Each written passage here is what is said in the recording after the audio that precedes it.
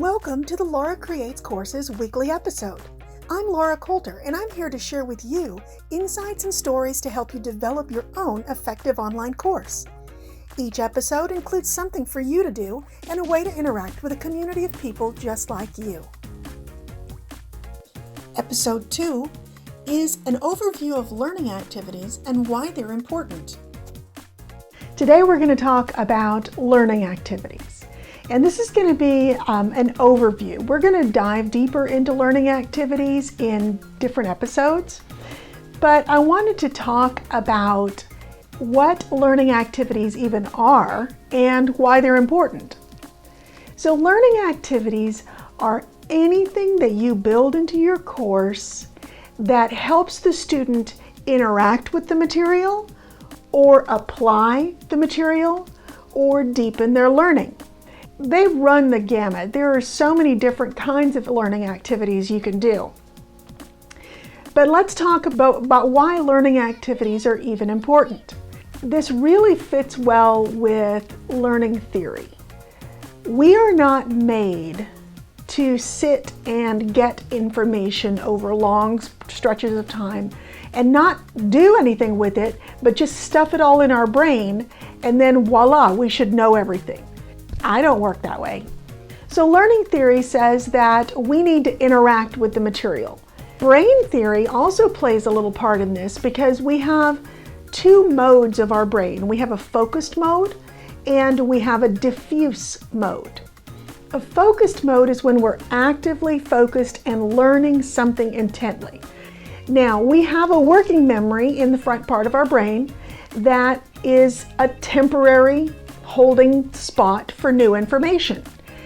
It takes a little while for new information to move into long-term memory, and it takes some action for that to happen. While you're focused in learning, it's going into your working memory. Your brain is trying its best to make connections between the new stuff that it's learning and stuff it already knows in its older working memory, so that if it can make that connection, that learning will stick a little bit more. The brain is desperately trying to do this because it thinks that you're learning new stuff. Oh, I better see where it fits in with the rest of everything. Your job as the course creator is to help make that job easier for the brain. Let's go back to working memory. Working memory is temporary and it can only hold so much. Research has shown that after a while, if you start filling it with too many things, other things start dropping off so that there could be room for the new stuff. And it starts dropping off, and most times it's not had a chance to move into long-term memory. So you actually start losing stuff. It's like a leak in the brain. So focused mode really can only happen for a short time before the brain needs a break.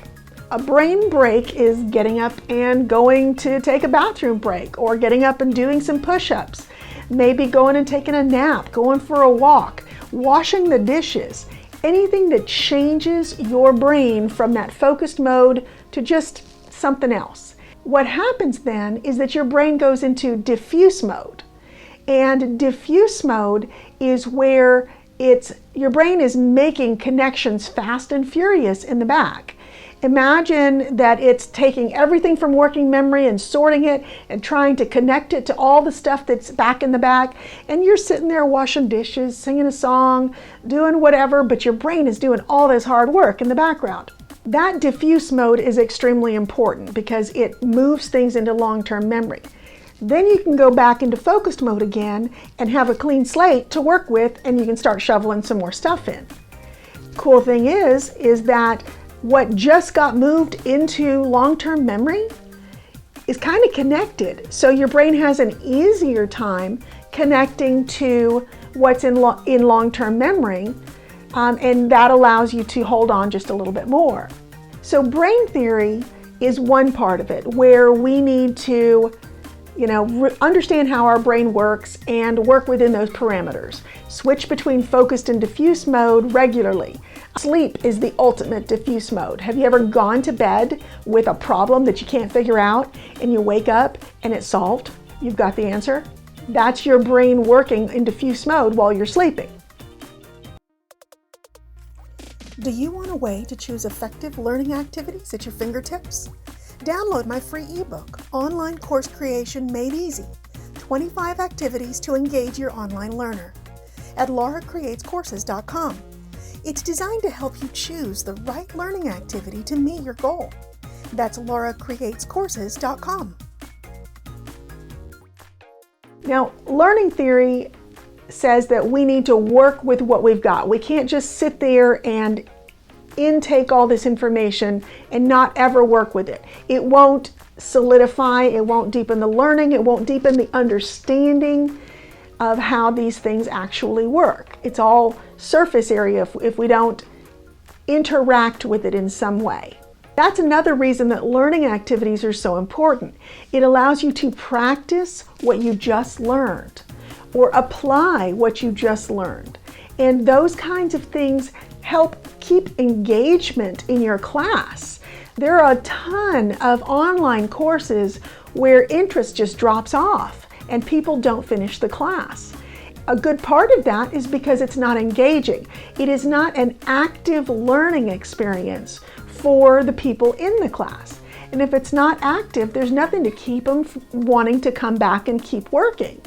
So it's your job as the course creator to build in activities that mean something to people and that allow them to really understand what they're getting and gives them small wins along the way so that they want to keep coming back. They want to keep doing this. So learning activities can range from anywhere from the simplest thing like cover the screen, turn your head, and try to recall everything that I just said. That's a very simple example, but it actually works because the more you try to recall something, the more important your brain thinks it is. Oh, look, she's reaching for that again. We better save that. So the more you recall, the more important your brain thinks it is, and the harder it works to put that piece in long-term memory. So it can range from something simple like that cover and turn and recall to something a little more challenging. Say you want your photography students to practice taking photographs every day, and so you ask them to collect 10 photographs a day to post on the discussion board. And this is a learning activity that gets them applying what they're learning. Then you can go even further and make this a more complex learning activity where the whole course is a project and the learning activities build on that project. And by the time they're done with the whole course, they should have a completed project. So there are great ways to put learning activities into your course to make it more engaging, to deepen the learning and the understanding, and to give students a chance to make connections with each other and with the content. Let me explain that part. Students are working with the content and listening to you deliver the content or reading what you wrote, but they need a chance to apply it to themselves because that's what it's about in our learners. It's what they need, and this is adult learning principles. You put in some learning activities that allow them to connect what they're learning to themselves. That is super strong stuff right there. Also, if you do things like the challenges, or if you post open-ended discussion board questions and you get students working with each other, they're deepening their learning and building connections with each other at the same time. And that's a really good, solid learning situation. Now it's time for you to do something. I want you to jot down, to pause and think quietly and write down everything you do when you're learning something new.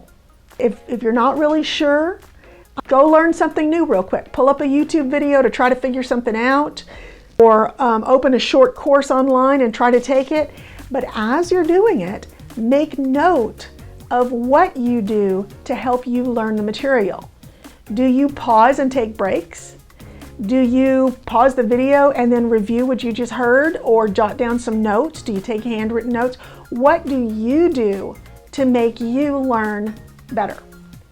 And I know that everybody's different and everybody learns a little bit differently, but your practicing this will give you insight into how learners think and their thinking process.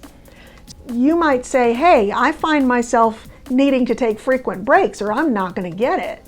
Then that probably applies to a lot of people. And so that helps you as the course creator. Once you've done all of that, I want you to go to the comments of the video. And if you're listening to this on podcast, then I'll put the link down there because I want you to participate in this too. Go to the comments in this video and tell us, did you learn something new about your thinking process? What are some of the things that help you learn? And I'd really like you to put these in the comments, not just so that I can see and learn from it, but every one of you is a varied and different person and a different learner. This gives everybody who reads the comments and participates information to help them build a better course. And you also get to read everybody's comments, and it helps you understand thinking processes and learning processes for different learners better. And this could help you design a better course. That's it for today. Thanks for joining me. If you enjoyed this video, please let me know by giving it a thumbs up. Be sure to subscribe to the channel and hit the bell if you want to be notified when I post new videos. I need a cup of coffee.